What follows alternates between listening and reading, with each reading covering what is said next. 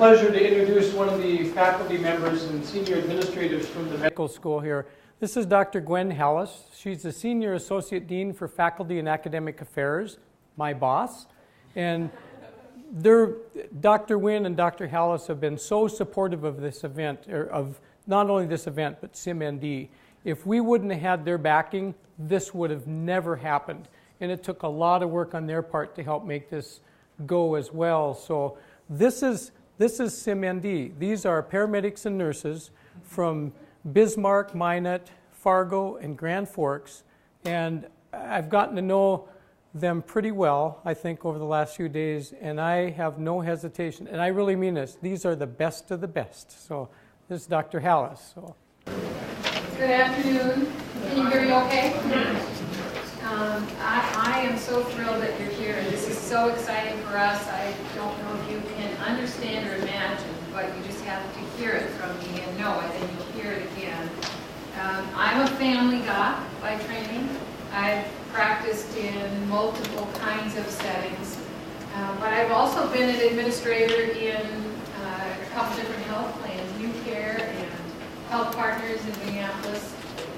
And I'm here now really in charge of all the education that occurs at the School of Medicine and Health Sciences. So it's not just the physicians, but it's our physician assistants and our therapists and our lab people. So our purpose from the state, and really our mission, is to teach and train the future healthcare providers primarily for the state of North Dakota. You know, some of ours go elsewhere, but our whole mission is to see that the health of the citizens and the health in the communities of North Dakota is improved with whatever effort that we can provide. So we've always done continuing education, but this is a whole new level of opportunity for continuing education, where we can, you know, we're learning in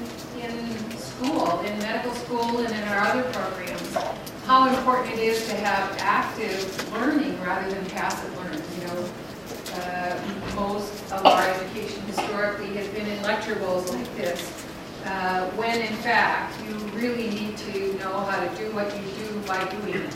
So this is, from what I'm hearing and from what I know, because I've done some simulated teaching, kind of a big immersion into what does it mean to create realistic simulated scenarios to help the people that you work with learn how to do things better and how to care for patients better.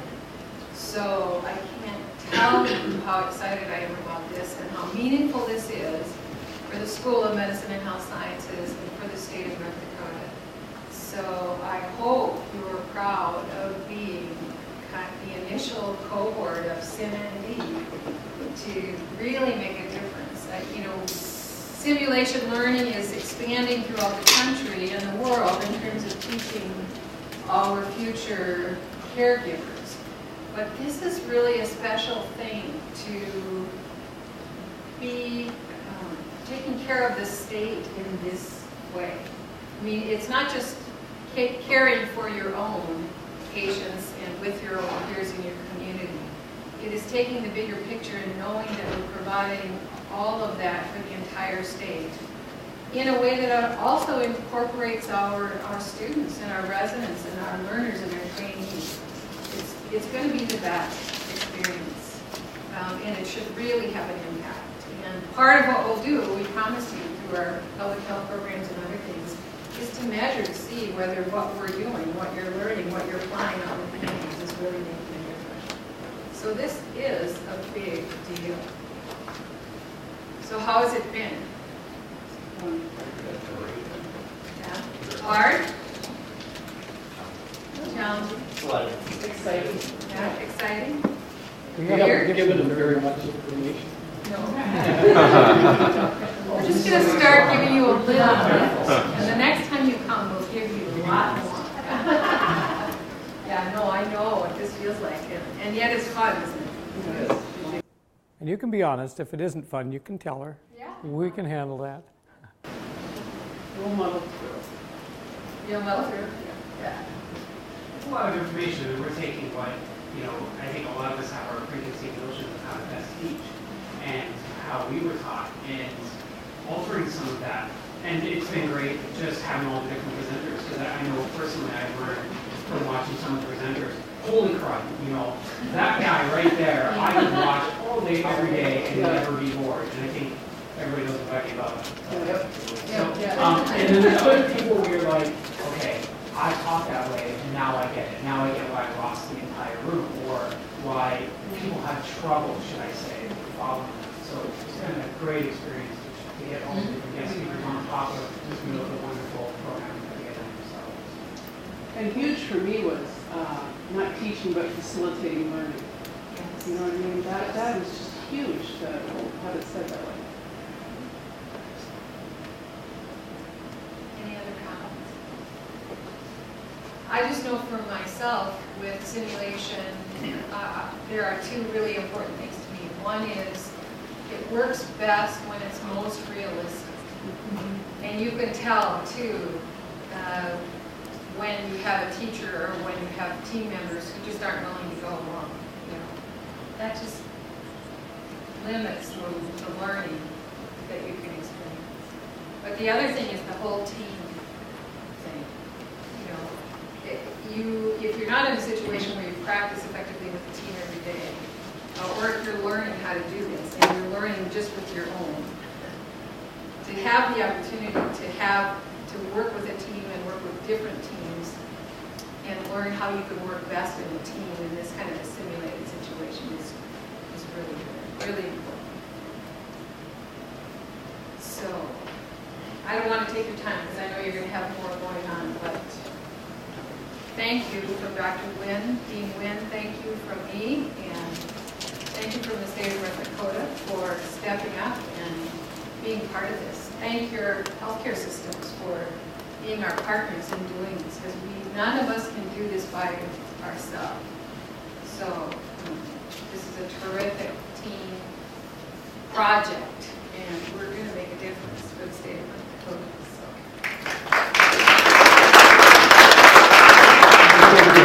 Coming over, I really appreciate that. So, just one housekeeping thing, and we'll get through that. Dr.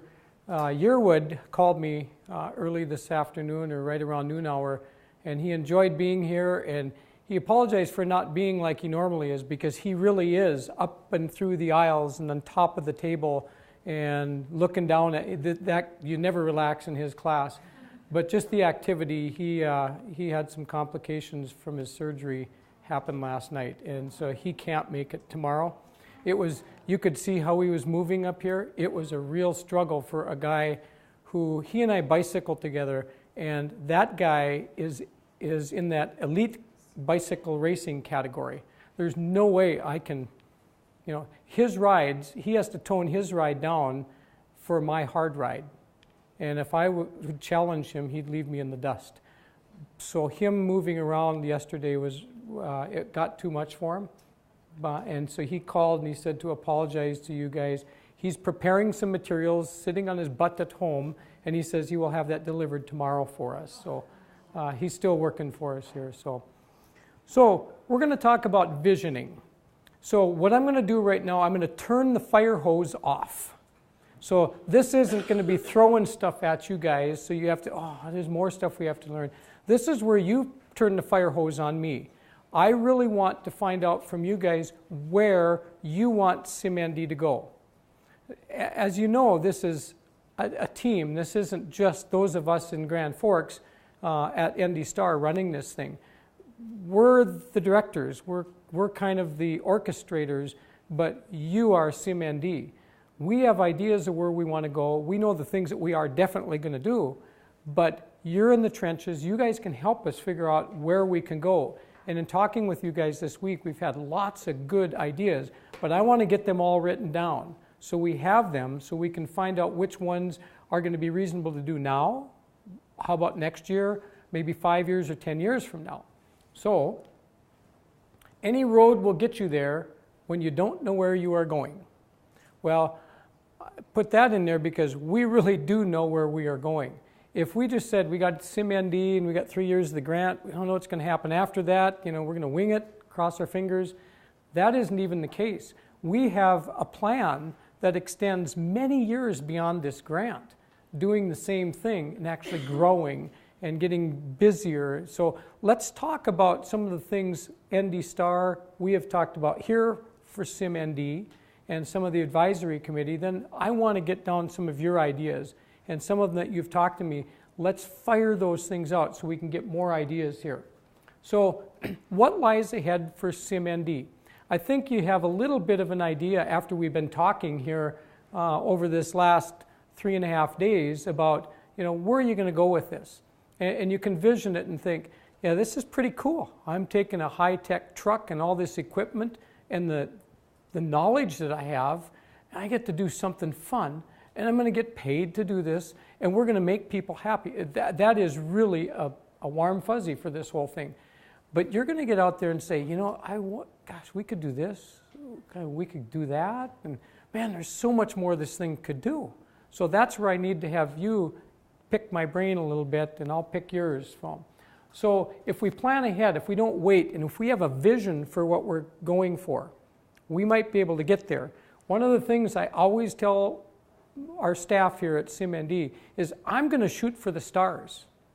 But if I don't hit it, if I hit the moon, hey, that's a pretty good place to land. I'll still be pretty doggone successful. No, I didn't get this much, but we got that much, and guess what? We're this much further from where we were before. If we don't know where we're going, like in that picture, any road will do? I don't think so. We're gonna definitely shoot for something, and we're gonna get there. When all of us visioned about ND STAR and trying to meet Blue Cross Blue Shield's challenge for us, that we had to start gradually every year getting out more and more. And I've got 2 reports a year that I send to Blue Cross Blue Shield.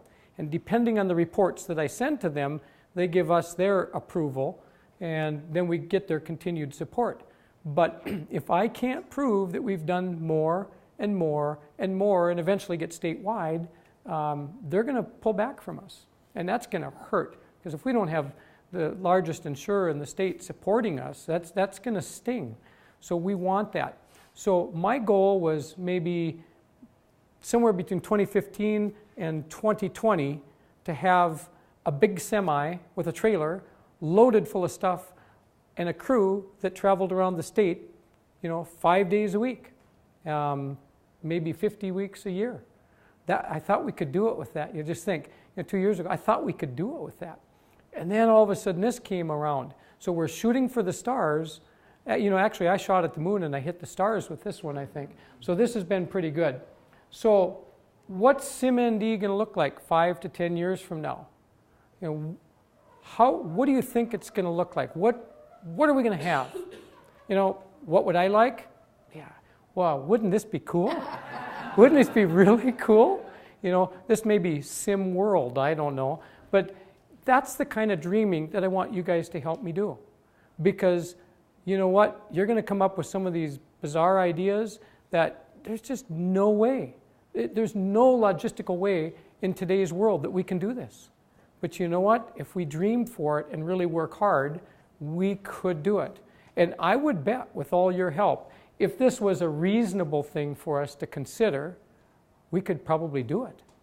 It just takes time and effort and lots of brains and lots of help to think about those things. So here's our vision. I want to measure outcomes. I want to measure the evidence, how this works. I want to be able to get this data back so that I can show the state of North Dakota that, hey, we have a method here that's going to make patients safer. This is going to make North Dakota the safest place to live. So that when I retire, one of the UND grads can take my place, then I can go to that. I can go to he or she and get my care taken care of from somebody I trust. But to know that wherever I'm at in North Dakota, we're going to be safe because you guys made it safe like that. We're going to, I think, educating teams outside of North Dakota is within our realm. We can't take these trucks outside the state. But hey, we have a group of people here who's going to be the best educators in the state and as good as any in the nation. I know that. And we are being watched by people all over the nation and the world, as I mentioned. They're going to wait and see what we're doing. So, hey, if we're doing it right, what's to say that we can't teach teams from somewhere else how to do it? Maybe a conference like this, we can get some of you from all over. You guys come now with the experience that you've had teaching mobile, and maybe we host a conference, maybe once every year, once every 2 years. We host a conference here for mobile simulation teams from around the nation, from around the world.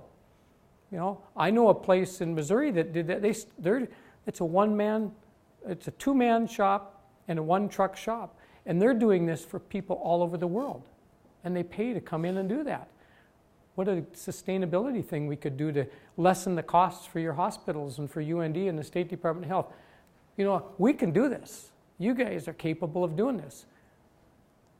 How about the simulation tech training program? Maybe you did or didn't know, but we've been working on for almost a year right now a program to train simulation techs from anywhere that want to come and learn. Jamie, our simulation technician, is one of those guys. He was a student of Dr. Yearwood's a few years ago. And when we were planning this place, I said, one of the hardest things I'm having to find is a simulation technician who knows medical simulation. They weren't floating around easy to grab. And Dr. Yearwood's on our advisory team. So Dr. Yearwood says, you know, I've got this student that's going to graduate in a year and a half, but this guy's like a sponge. You can teach him something and it sticks, and he'll go on and on and on, and he'll learn. I said, but he doesn't know human patient simulation. He says, I've been with this young man for a while. I promise you he's going to be good. So I went on Dave's word. We interviewed some, and we took Jamie.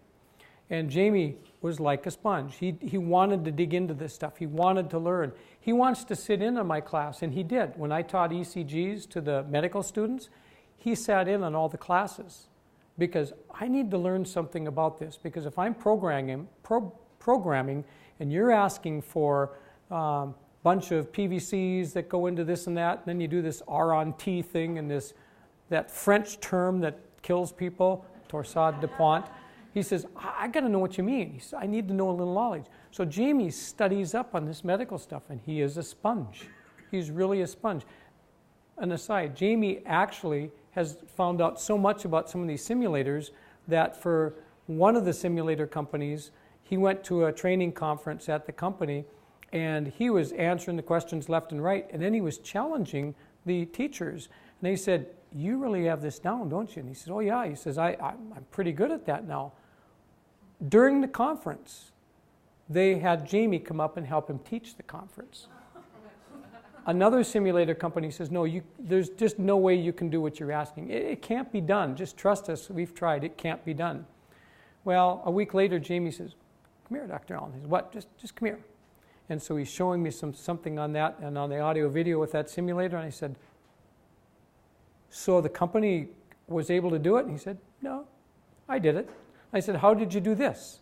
And he spoke Greek to me. You know, all this terms. He made it work. So he called the company and told them how he made it work, and they were just flabbergasted. I said, Jamie, you shouldn't have done that. You should have said, yeah, I said, I got something that you want. But see, that's how Jamie is. That's how you guys are going to be with this. I'm hoping you're going to get into it enough that we can do things. But we were hoping to get the SimTech training program rolled out nationally by this August. We're probably 3/4 of the way there. This week and the next 2 weeks we get together, really throw a kink in that, so it may not happen right away, but that is one that we're rolling out. So that's going to be something that we're planning. Presentations. I already talked to you about how we can present at IMSH. We can go there and talk about how do you put together a statewide simulation program. Once we get our feet on the ground and get going, I mean, this has been over a year-long project. And now we have people, we have SimND now. It's going to happen, and it's going to be successful, so other places will want to know. Let's go tell them. How about expansion in North Dakota? We have 4 trucks. We don't exactly know how the trucks are going to be utilized.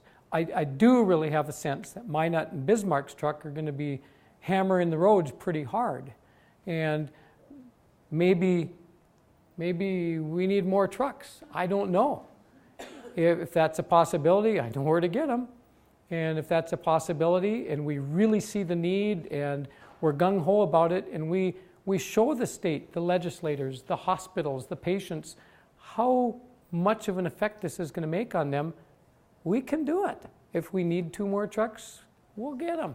I'm not worried about it. I'm just wondering how it's going to happen.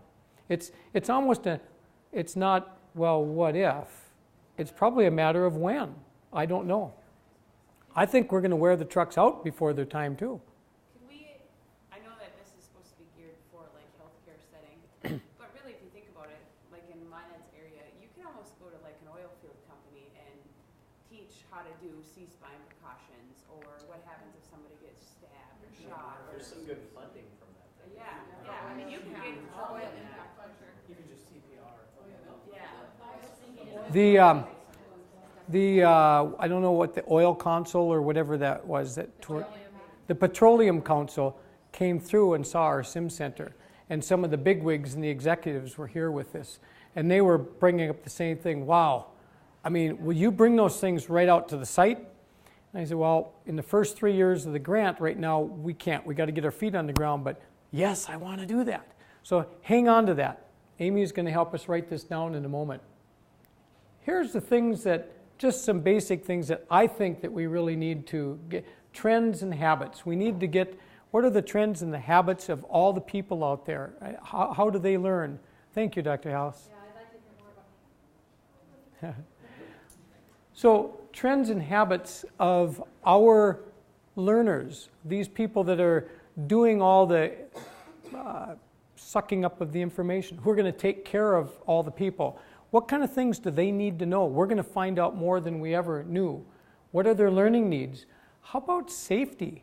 How can we collect data on safety?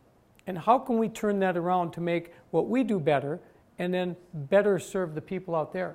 Of course, we talked about outcomes. How long is it going to take when somebody out in the field has a leg that is amputated? What is the time from field to the ER? Or from injury to a first responder or an EMS unit getting there? And what is the viability of the limb when you get it from EMS to the facility to Minnesota to get re-implanted or something? Are we seeing better outcomes? Do we see the time from MI to cath lab? Is that reduced even lower than we ever thought before? Because our educators are teaching these people and they're responding so much better. And then here's where I want to talk to you guys about that. And then the big thing, share the lessons learned with others. Now, one of the things, Dr. Hallis is gone right now, but one of the things that I'm encouraged to do is to publish. I haven't done that. I wrote a chapter in a book and I reviewed a book for a magazine a while ago. This was a while ago, but they said, come on, John, you're an associate professor. You can get to be a full professor, and all I need is to publish. And I just said, that's not what I want to do. I don't want to publish. I'm not going to try to just buff up my resume and publish. And it's been 6 years since I've done anything, and they just keep, you got to do that, you got to do that. But that aside, I'm not anxious to try to do this to share with others for me.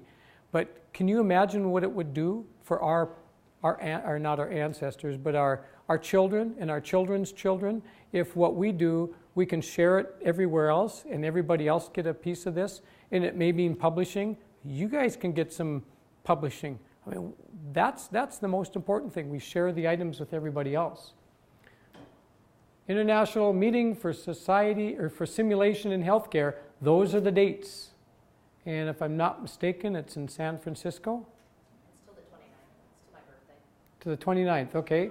So we can celebrate in San Francisco with Amy.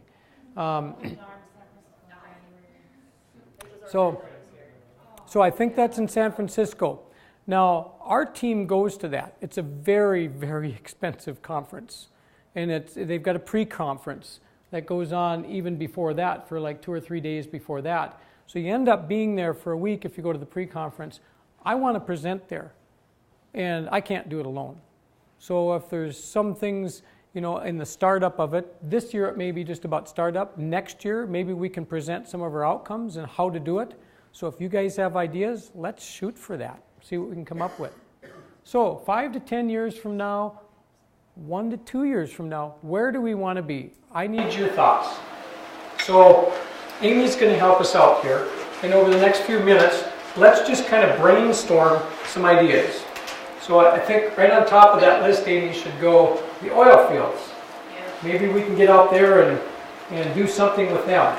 I think that would be a huge thing for us. And those people, they're working hard, they're getting paid well, but they're in a dangerous profession. They just can't take a lot of time off and then come in for training. During the time off, they want to be with their families. They don't want to be going to class because they work their butts off out there. Maybe we could take it out there. That's an absolute good thought. There's money in the state legislature. There's money in the Petroleum Council. There's other monies available from HRSA, all kinds of things that we can get. It's there waiting for us. But I don't have all the time to write grants and whatever either, so we got help. Yes? My brother-in-laws are pretty high up in the oil field, so I have connections that I can talk to. And we do safety stuff like that already for our helicopter landing. So there's some inroads. So we may be able to capitalize on those. So maybe we can put on the oil fields, just put networking, because we can network with you folks and get these things going. They bus their people to mine up and come and sit with our pilots. Okay. So I mean, we could return by going to them. Sure, that would be great. I can't imagine that they would turn things down and not want to help. Yes. I think we need to get our face out there too. Like, we probably need to have one of the semis at the state fair for local fairs and stuff. And to educate, Amy says no. You're hitting a real nervous spot for us there. Let me talk about that. That's an excellent idea. South Dakota started doing this, but they had a real problem with it. You get once, and guess what happens? You get calls for everywhere. Well, you did it for the Renville County Fair. Can't you do it for Bottineau? Can't you do it for Ward County? Can't you do it for all these? And sure, we'd love to do it, but what they don't understand that this just isn't a standalone entity that you don't do anything else. So let's say we did do that. How does the truck get there? Well, if we go to Bottineau, Trinity's truck has to go up there. So then we have to get Chuck, not Chuck, you're here. We have to get Cliff and everybody else to go up there. So, okay, now we got to schedule time for a show and tell. So you're not educating anybody. Then you have to pay the hour per hour fee for running it. So who's going to bear the cost? It's going to be Trinity, Sanford, St. Alexius. It's going to be those people who are bearing the cost. So then we've got 6 county fairs for one truck to do. Then we got a high school show and tell. Then we got a college show and tell. Then with the FTEs that you're allowed, you've used them all up. So then Amy calls and says, you've got all this education to do, and your supervisor said, nope, you used up your time. Truck's not going out. But in 5 to 10 years, maybe it could be a goal to maybe see where we're at. Potentially. Maybe 5 to 10 years, instead of having a big truck, you have one of those converted vans. The Suburbans. Yeah, for that stuff. So that you say, you know. There you go. We have a tour vehicle, so to speak. One of the things that we're planning to do is do a video tour of the trucks when they get here. And, you know, the pictures that do the 360, I don't know how we'll get this done, get the right video people, but we want to do one of these video tours of the trucks so they can be online. So anybody wants to look, they can actually see it online. But I really agree, we got to get out there, but we can't do that right now because I would have your administrators my neck. Can we do like Just a second, I got 4 people. It could really, like, you know, I already talked. John, go ahead, and then we'll go around this way. Recruitment. That's what I was going to say. Like when we educate, we can recruit people into the medical field, right? They may not be thinking I want to be a nurse or whatever. But see, wouldn't that go well with going to high schools? Well, And trying to get that's- people well, into... Let me address all this, because I feel that this has been an underlying issue, and We got a request even yesterday for the same thing. So the grant was specifically written for outreach. At this point, for the next 3 years, we have said because of if we do this for this person or if we do this for this person, it's very complicated on the yes, no, then I get in trouble. So because the grant is specifically written for outreach, outreach is the only thing the trucks will be going out for. I know that might have not come across to all the health systems correctly, but that is in fact how it's going to be. We have had a request for, there is a EMS conference at the end of June. They want to do a tour. April, they won't be here, we won't have them. There is one in April, there's something else in June, at the end of June, I'm not quite sure what it is. I don't have the calendar with me. They wanted a tour. I said, no tour. This is not a show and tell. This is a very expensive. This is $1 million I'm putting out there, not including staff time and gas. I can't do a tour. You want to offer CME credits to whoever's attending the conference? More than happy. We'll figure out a way to do that. The problem, and I understand that this is a huge marketing thing, and we're actually trying to work on this because I have to work with the marketing firm out of South Dakota. Due to grant regulations, I have to work with them. So that has caused some delays in trying to get that website up and running because I'm working with not only a grant institution, and a business firm out of the state, and then I'm working with UND and the health systems to make sure everyone's happy. So I've got the website I'm trying to get up. We have looked actually at billboards because that would be a very an easy sign. And not only are these trucks going out going to be like if you see that truck going down the road, you're going to look at it and be like, what is that all about? Yeah. So we're hoping that as soon as the trucks start rolling out more often, it's going to be its own publicity. We are actually in the process of working with someone for commercial spots to play on the local PBSC kind of channels to do that as well. I'm open to any other suggestions for that purpose.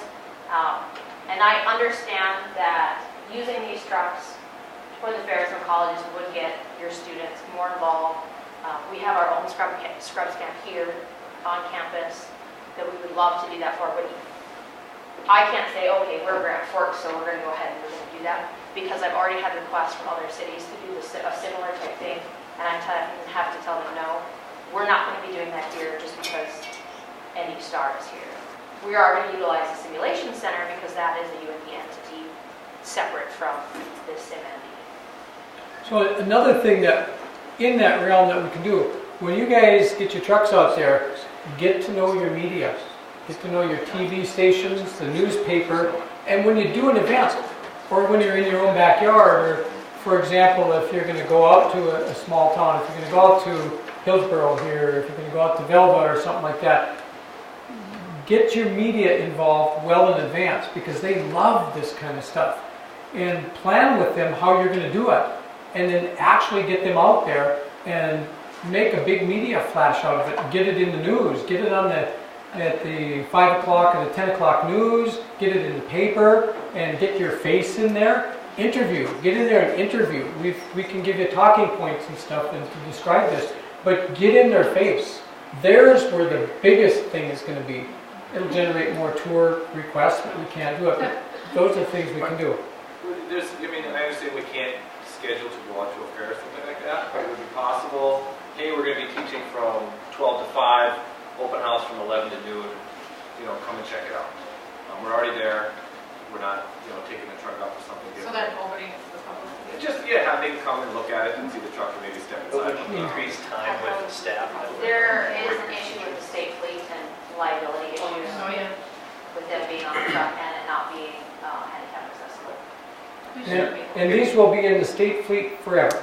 We don't plan for them not to be in the state fleet only because of the benefit that we don't want to deal with all the other stuff. But those are thoughts. How are we publicizing this, though, to the rural hospitals and the ambulance services? Because a lot of us have done education out in those rural areas for a long time, and it doesn't catch on right away. They need to see they need to know, they need to be excited about it, to even want it. They don't call and necessarily request us to come unless they know what we're bringing and what we're doing. So how are we getting the excitement out to them? I'm actually working with the Center for Rural Health and need to contact for Conrad's Medical, I believe he's the EMS Association president. Obviously, I've been a little tied up this week, but just a little. But my plan is actually to get a hold of him tomorrow while everyone is in session and talk to him. To write a letter, give them the brochure, give them my business card, and get them out. I've also had the Center for Rural Health at all their regional meetings has actually had a handout that I had given to everyone at the regional meetings. That is the plan as of right now, is to keep going. But I'm willing to suggestions. If you have other ideas that, hey, this is what's worked in our area, I'm willing for those suggestions. I mean, like for the rural ambulance services, we're going to probably have to do evening hours because they all have real daytime jobs. The volunteer services, they work Monday to Friday, 8 to 5. I mean, we can do some, but a lot of times we have found education starts maybe at 3 p.m. We're going to be doing mailings to every critical access hospital, every EMS service, and on that last week, May 20th to 24th, we're having a big media day. We're getting media, we're shooting for gold here. And so this is going to be advertised. This is going to be the start of this thing to get it rolling out. So we're going to work real hard on that as well. So we'll get it started. And then as we get going along, you guys will have more of these great ideas. Get a hold of us and we'll try to accommodate what we can. Understanding that there's limitations with governmental things, but with grant things. But we're going to do everything we possibly can. Absolutely. So like the statewide trauma conference, if we can offer CMEs, which we do for the statewide trauma conference, it is actually put on by all 6 tertiary hospitals. I can tell you who your person is for every hospital. That's a great venue to get excitement. So we're working with hospital people. We're working with somebody at the State Department of Health, the EMS division, right now about starting that in June. And they requested. This is in September. This is in September. Yeah, but we're starting with the June one. That's the first one. So then there's September. Then there's others. So yes, that is a possibility. But we have to educate, and the people that get educated have to be either critical access or EMS from North Dakota, and that fits the bill. But we have to be doing simulations for education, not for show and tell.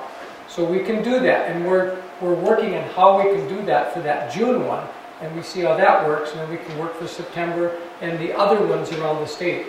Those fit with the mission of what we're trying to do. So I know. I was just thinking, looking at different, looking at where we want to be. I mean, all of that kind of leads into, being, I'm sorry, right?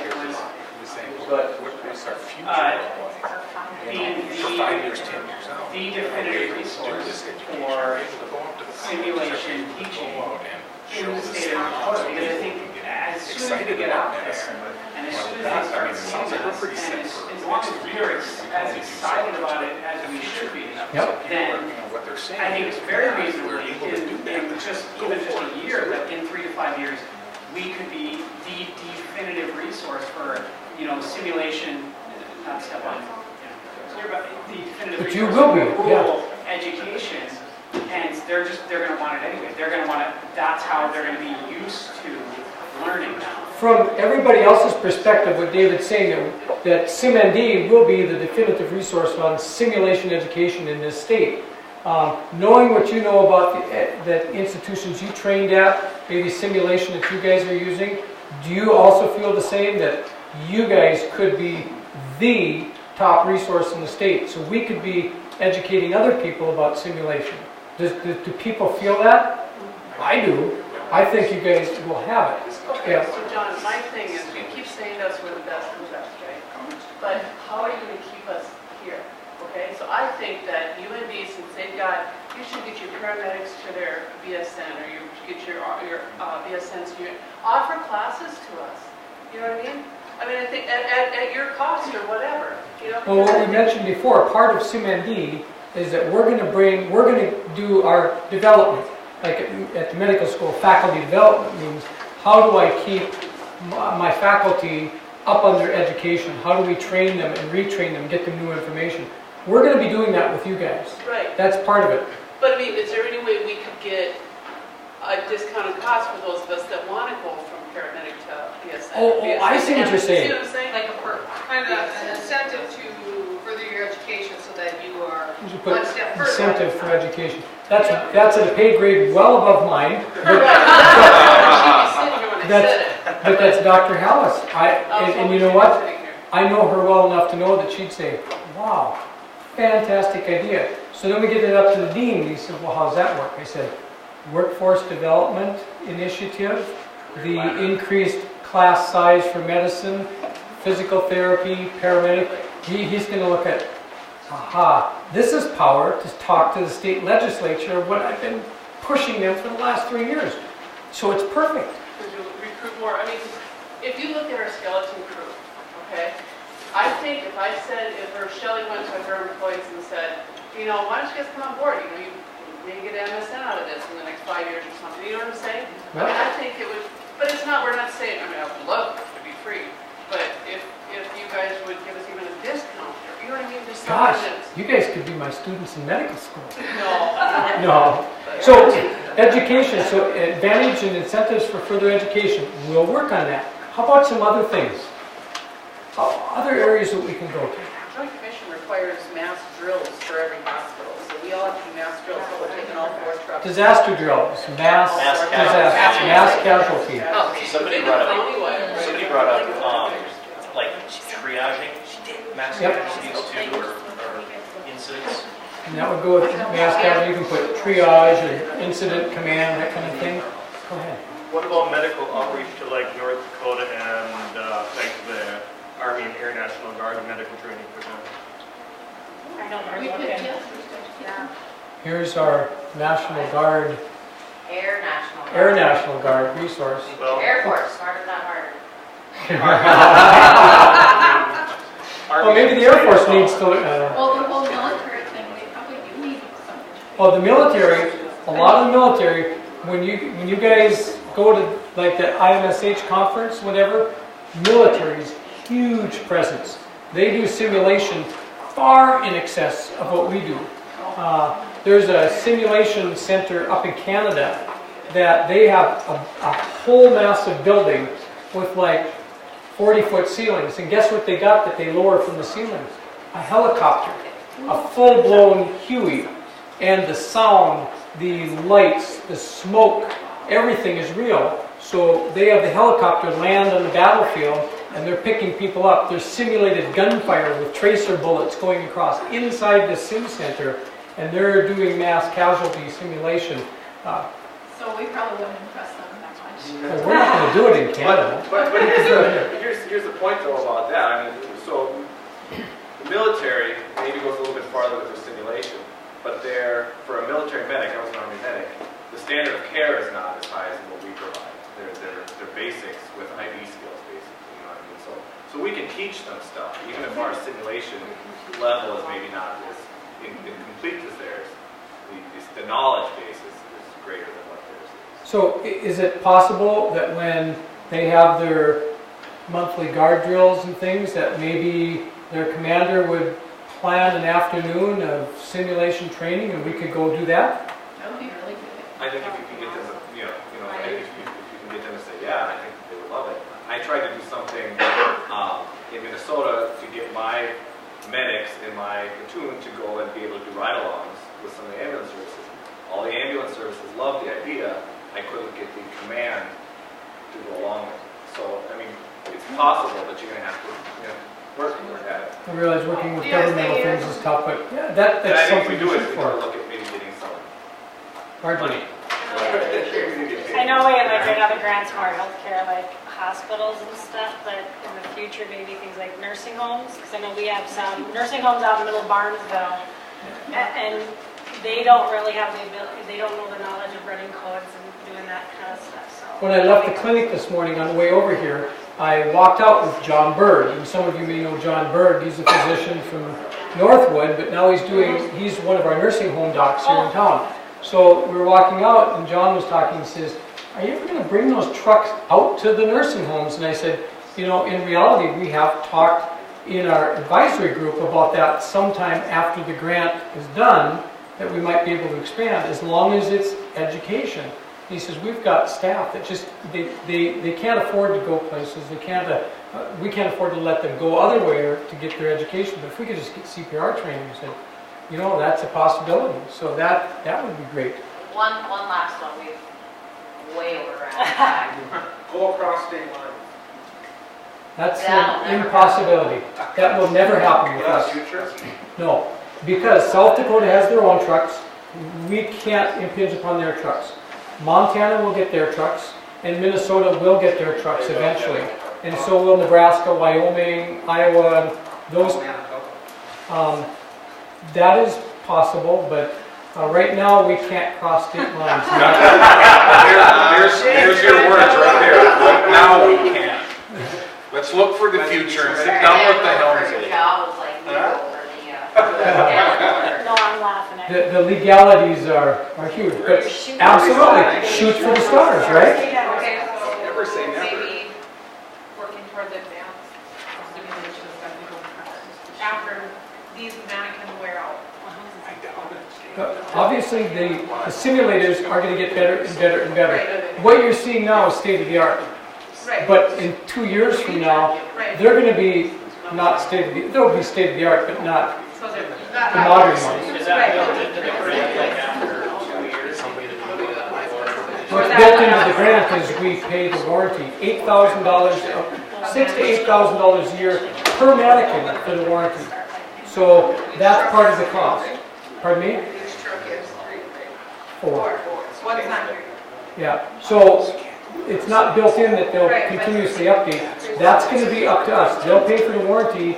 They'll help cover it till the end of the grant. Then it's all ours. So we've got planning to do. But yes, we can't go with these things in 2020. We're not going to be using the same simulators. We're going to have to have others. We need to quit because we want to keep going and respect your time as much as we can. I love this. I'd love to sit in vision like this for the next 2 hours. But what that means is, could you guys throughout the rest of today and even tomorrow jot things on paper and give it to Amy or I or Jamie? Just give things to us. Sure. I will be around tomorrow for any kind of questions or little conversations that everyone wants to have. I realize that the information that has come out the way it should have. And I also realize that everyone has a lot of questions, and I'm trying to field them as best as possible. Please bear with me, as this is a brand new program. I've never created something this large ever, and trying to work with 6 different health systems has been interesting.